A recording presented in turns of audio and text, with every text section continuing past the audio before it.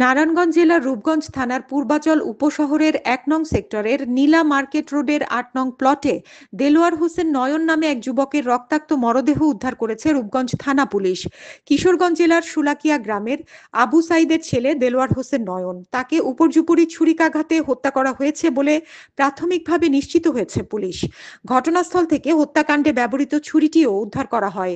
রূপগঞ্জ থানার ওসি লিয়াকত হোসেন জানান, রাতের যে কোনো সময়ে দুর্বৃত্তরা তাকে অন্যত্র অথবা ঘটনাস্থলে এনে এলোপাতাড়ি ছুরিকাঘাতে হত্যার পর ফেলে যায়।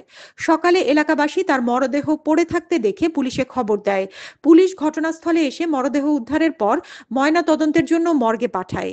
এ ঘটনায় রূপগঞ্জ থানায় হত্যা মামলার প্রস্তুতি চলছে বলেও জানান ওসি। হানিন ইসলাম, সিএন বাংলা নিউজ ডেস্ক।